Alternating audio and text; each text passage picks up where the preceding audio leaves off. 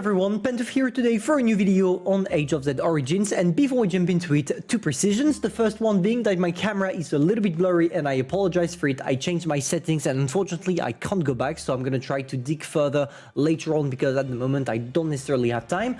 And the second one being that if you're interested in the video you're about to watch, the link to download the game will be in the description. To jump directly into the subject, guys, there is something special about Age of Z Origins that you don't find on other games, and this is the tower defense. When you take a look at other games, like, I'm not going to cite them because obviously that's not the point, but when you take a look at other games, you will see that most of the time RTS are meant for building. They are meant to create troops to fight other players on a global map, and here Age of Z Origins is also doing it. But from time to time, having this only aspect of the replay can be boring, or you can find it, I don't know, a little bit overused over time. And this is why, in order to fight off this, Age of Z Origins went with a brilliant idea, which is tower defense, that you can find right there in your city, and it's called pretty much the electric tower defense post. So let's not lose too much time and see what it reserves to us. Into this building, you see that you have the choice between two options: going to classic or going to infinite zombie.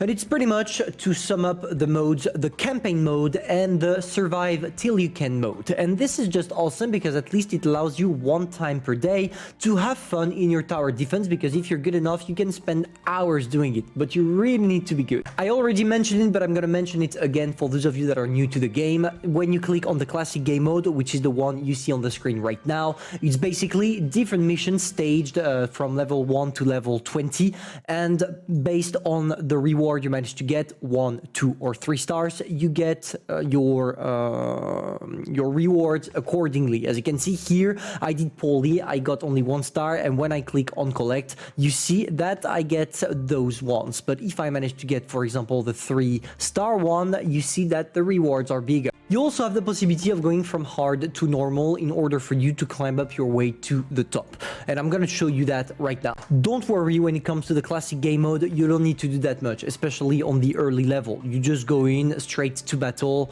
and that's it. But for this, you also have the possibility of getting some people to join you. So what you do is basically joining an alliance, and when you do join an alliance, you have the possibility of fighting with your teammates into this game mode, which obviously makes it more interesting. And another really interesting thing to notice is that based on the average level of your city, but also the stats you manage to pull out using the regular officers, using the right amount of troops, having some attacks, being in an alliance, all of those will increase your statistics, and those statistics will impact your overall gameplay, because when you click on this little icon right there, you see that you have battle power bonus. And on those, you see that for myself personally, when I increase my building power, I get myself plus 27.5% of damage with my machine gun tower. When it comes to my officer power, I get 20% more with rocket, etc, etc. So in order for you to complete totally those stages, you obviously need also at the same time to increase the overall level of your city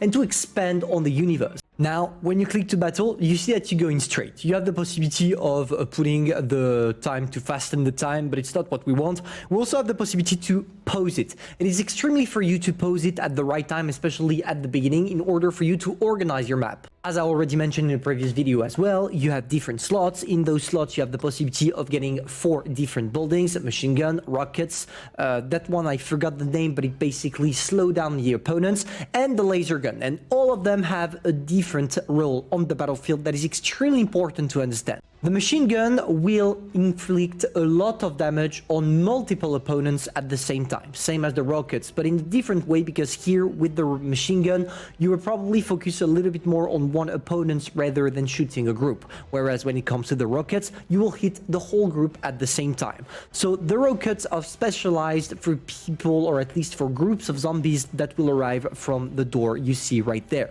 Of course, it's not only that, you also have this one that I already mentioned that slows down things, and most importantly, this one, the railgun. The railgun basically does a lot of damage on only one opponent, so this is extremely important against bosses and all of those that I'm going to show you right now. Usually, when the game starts, you have different zombies and they are coming in groups. So in my opinion, it's extremely important to come with a rocket. So this is the first thing we're going to build. Obviously, when you build them, you also have the possibility of expanding them or increase their level on the map. But in order to increase those different levels, you must unlock them by playing. Of course, at level 1, you will not be able to unlock them.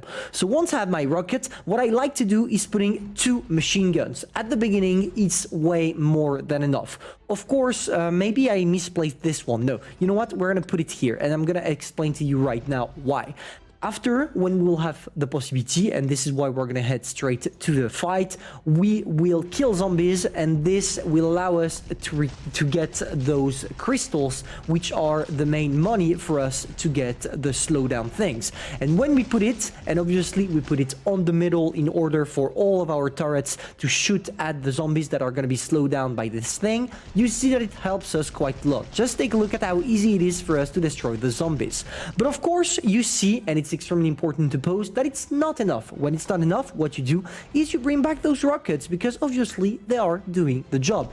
And now, there we go, we have the possibility of killing the remaining zombies that were stubborn enough to go through our slow field.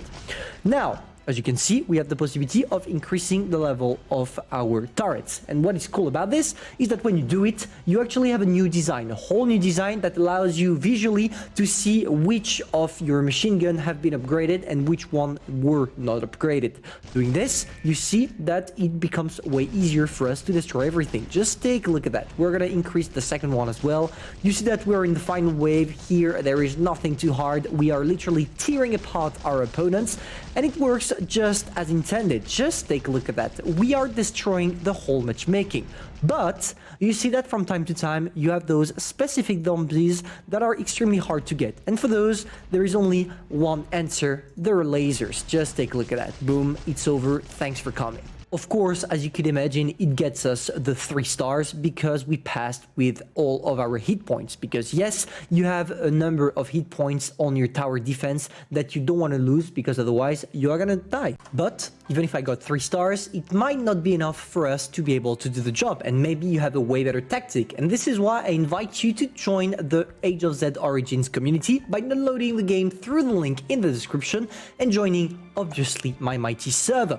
And obviously, to join the game and have the best possible start, I also invite you to use my code that you will find directly through the description as well. After you download the game and after you pass the tutorial, you click on my info right there, then on settings, and boom, right there, redeem gift, you put the name of the channel, which is Pantoufleee 3, you click on exchange, and good luck for you, because you'll have those juicy rewards that will obviously help you start the best way possible. I will pretty soon upload a video of me playing in the classic game mode and hopefully reaching all the different stages in order to show you as well how you can get it the most easy way. And waiting for it, I'm gonna see you soon for a new video. Bye.